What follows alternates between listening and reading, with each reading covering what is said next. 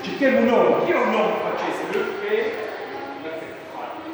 E nati agli atti 24 d'agosto di 1750.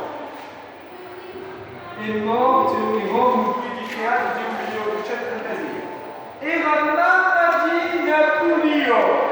C'è un puletto, un liceo che porta il suo nome legato. Come si chiama il nome di Napoleone Bonaparte? Letizia! Bravo! Ale! 2 punti! Ale, aspetta lui, tocca a voi, eh? Ale! Verde! Scusa, circola cittadino, 2 cittadini, ascolta voi, una cittadina, 2, che paese è?